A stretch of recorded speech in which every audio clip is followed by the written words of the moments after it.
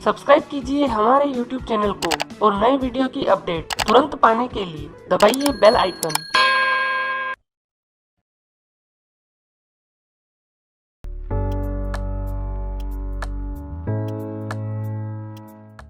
Hello दोस्तों, channel में आपका फिर से स्वागत है।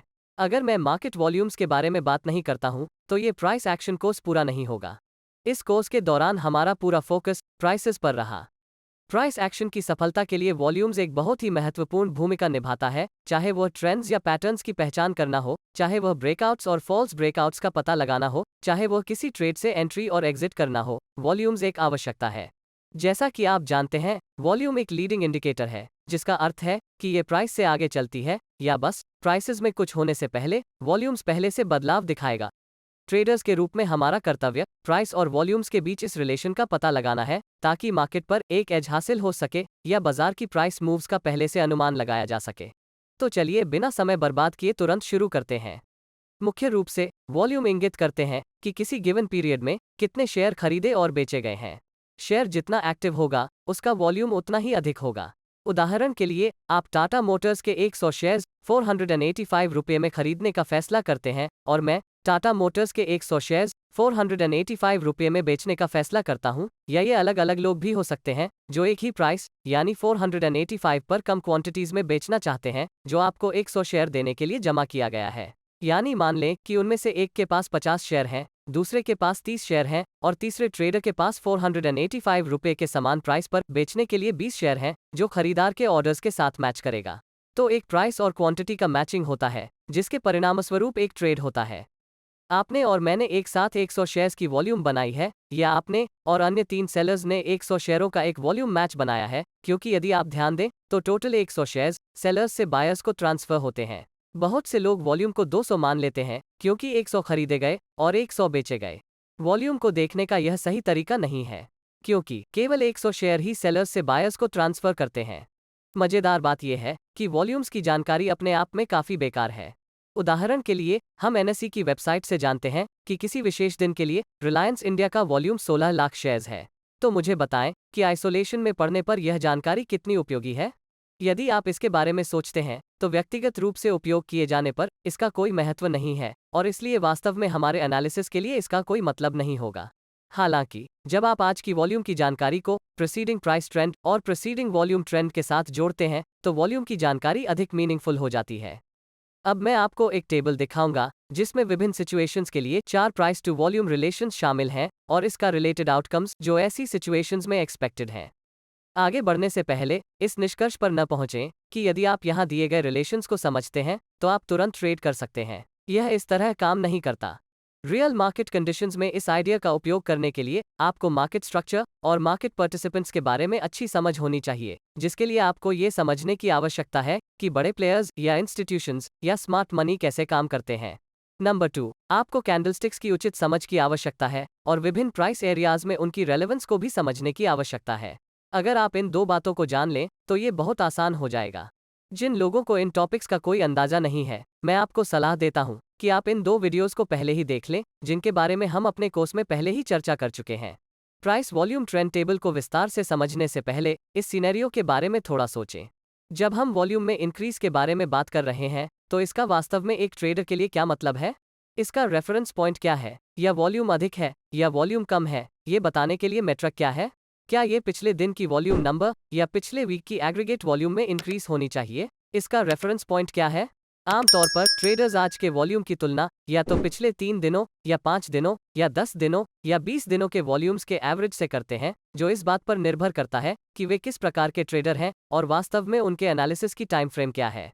मूल विचार ये है कि टाइम फ्रेम जितनी अधिक होगी और वॉल्यूम की मेजरमेंट करने के लिए वॉल्यूम बार्स या डेटा पॉइंट्स की संख्या जितनी अधिक होगी, एनालिसिस उतना ही अधिक रिलायबल होगा।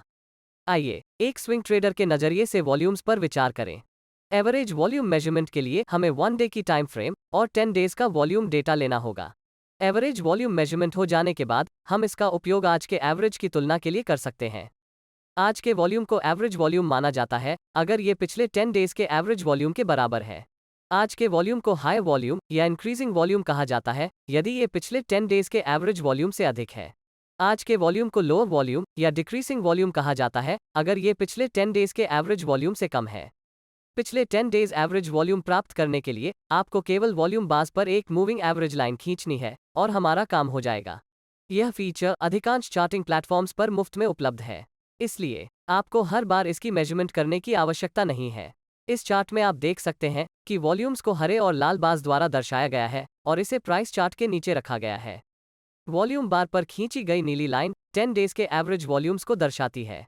जैसा कि आप देख सकते हैं, सभी वॉल्यूम बार्स जो 10 डेज के एवरेज वॉल्यूम से अधिक हैं, उन्हें इंक्रीज्ड वॉल्यूम्स माना जा सकता है। अब सवाल ये है कि इंक्रीज्ड वॉल्यूम का क्या मतलब है? यह महत्वपूर्ण क्यों है?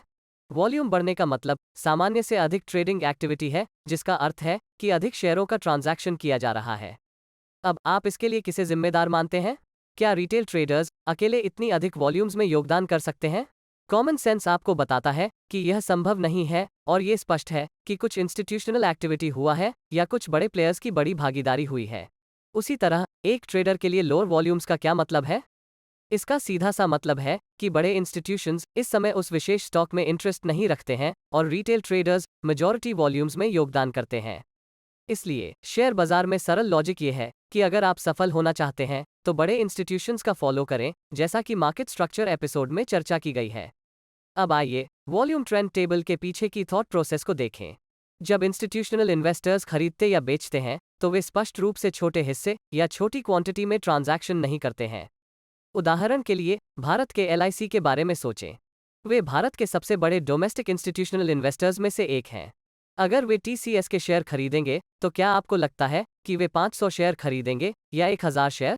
बिल्कुल नहीं, वे शायद 5 लाख या 50 लाख शेयर या इससे भी अधिक शेयर्स खरीदेंगे। क्या होता है अगर वे ओपन मार्केट से एक ही बार में 5 लाख शेयर्स खरीदते हैं? हाँ, आप सही हैं, यह निश्चित रूप से वॉल्यूम्स में रिफ्लेक्ट होना शुरू हो जाएगा। इसके अलावा क्योंकि वे शेयरों का एक बड़ा हिस्सा खरीद रहे हैं, शेयर की प्राइस भी बढ़ जाती है। यहीं पर मुझे आपको याद दिलाना है कि इंस्टीट्यूशनल मनी को स्मार्ट मनी कहा जाता है। ऐसा माना जाता है कि स्मार्ट मनी हमेशा रिटेल ट्रेडर्स के विपरीत बाजार में बेहतर निर्णय लेती है। इसलिए स्मार्ट या वाइज होने के कारण वे केवल एक ही बार में सभी शेयर नहीं खरीदेंगे, बल्कि वे शेयरों को कम क्वांटिटीज में या तो डेज या वीक्स या मंथ्स की पीरियड्स में जमा करेंगे ताकि डिजायर्ड प्राइस प्राप्त कर सकें जिसे वे खरीदना चाहते हैं। अधिकांश ट्रेडर्स की यह गलत धारणा है कि जब वॉल्यूम्स अधिक होता है तो वॉल्यूम बार्स के रंग और आकार के आधार पर बड़ी कैंडलस्टिक्स के साथ प्राइसेस भी ऊपर या नीचे जाएगी। लेकिन प्राइस वॉल्यूम रिलेशन को समझने का ये गलत तरीका है। बात यह है कि वॉल्यूम उन शेयरों की संख्या है जिन्होंने हाथों हाथ एक्सचेंज किया है, जिसका अर्थ यह भी हो सकता है कि सभी ऑर्डर्स एक ही प्राइस पॉइंट पर भी हो सकते हैं। उदाहरण के लिए 400 रुपये के स्टॉक पर 10,000 बाय ऑर्डर्स और 10,000 सेल ऑर्डर्स हैं और मान लें कि पिछले 10 दिनों के लिए स्टॉक की एवरेज वॉल्यूम 8,000 है। अब भले ही 10,000 शेयरों का ट्रांजैक्शन किया गया था, जिसके परिणामस्वरूप विशेष दिन के लिए एवरेज से अधिक वॉल्यूम था, लेकिन स्टॉक प्राइस ऊपर नहीं जाएगी। इसका सरल कारण ये है कि सभी ऑर्डर्स एक ही प्राइस यानी 400 रुपये पर रखे गए हैं।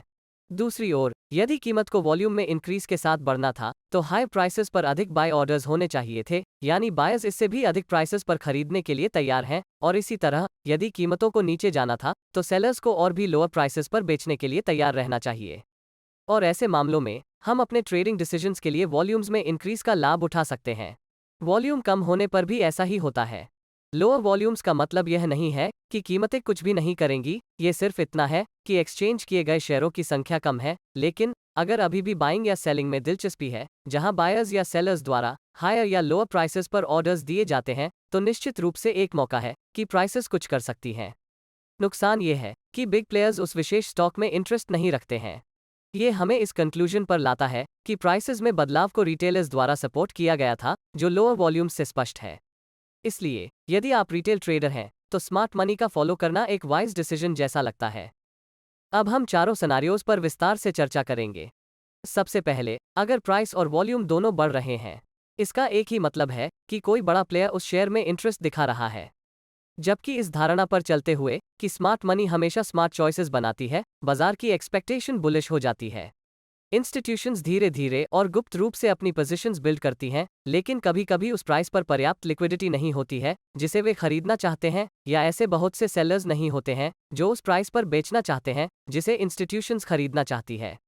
यह क्या करता है कि ये बदले में प्राइसेस को जितना वे चाहते हैं उससे अधिक बढ़ा देगा।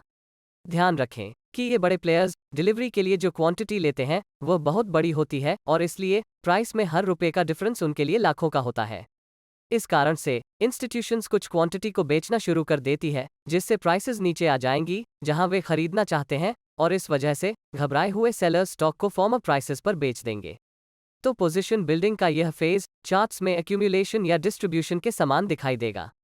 जब इंस्टीट्यूशंस सभी ऑर्डर्स देना पूरा कर लेता है तब बाजार ऊपर की ओर बढ़ना शुरू करता है, और यही वो समय होता है जब रिटेल ट्रेडर्स यह नोटिस करना शुरू करते हैं कि बाजार ऊपर जाना शुरू कर रहा है और वे भी स्टॉक खरीदना शुरू कर देंगे जो प्राइसेस को और भी ऊपर धकेल देंगे।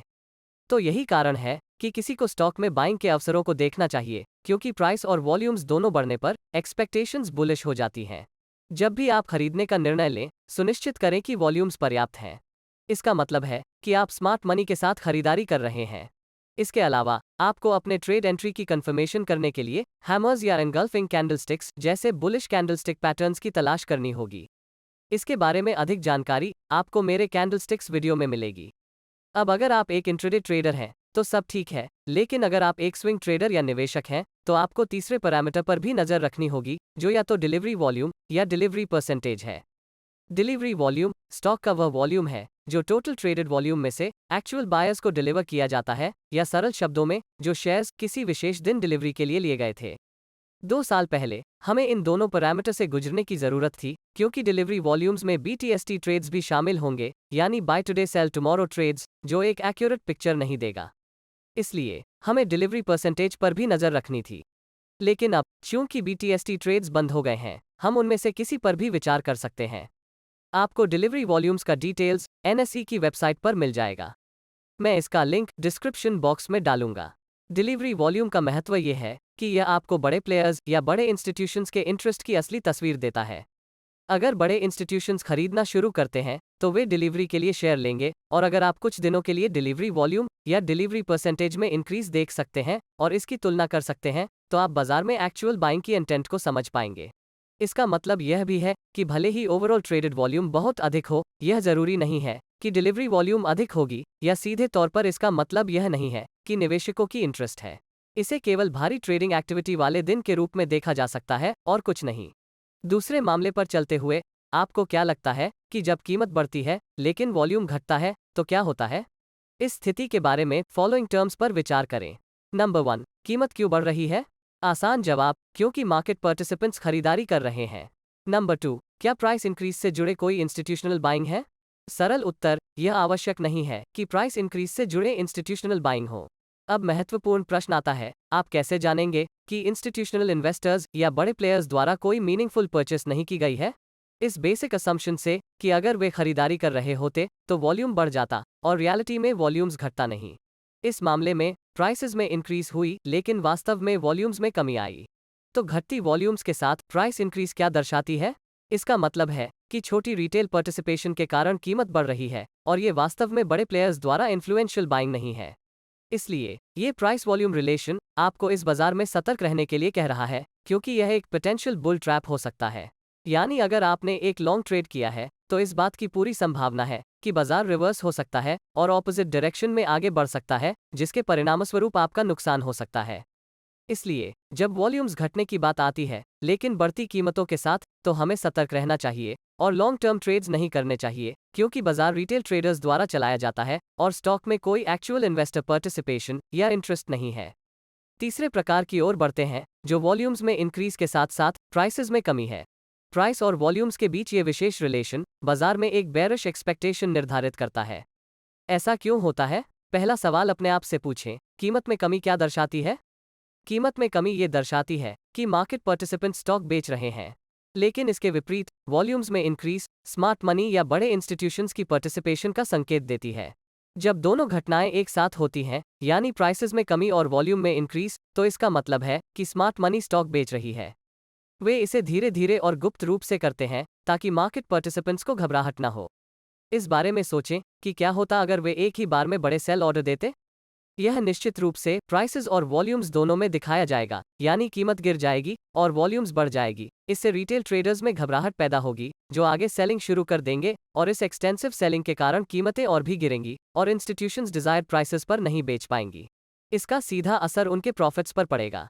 इस कारण से वे शेयर्स को कम वॉल्यूम्स में धीरे धीरे बेचेंगे और डिजायर्ड प्राइसेस पर बेचने के लिए गुप्त रूप से पर्याप्त लिक्विडिटी उत्पन्न करेंगे।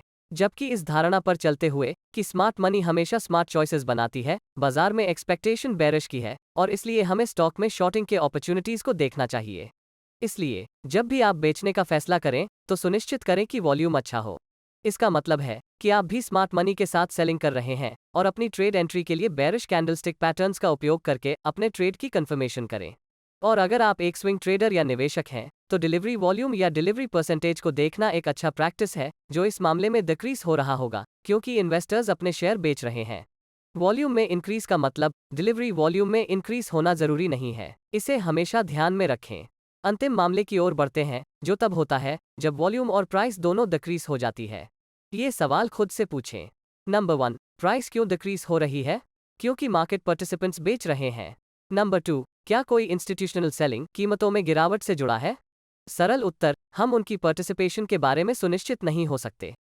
सबसे महत्वपूर्ण प्रश्न, आप कैसे जानेंगे कि क्या इंस्टीट्यूशनल इन्वेस्टर्स द्वारा कोई मीनिंगफुल सेल ऑर्डर्स नहीं है?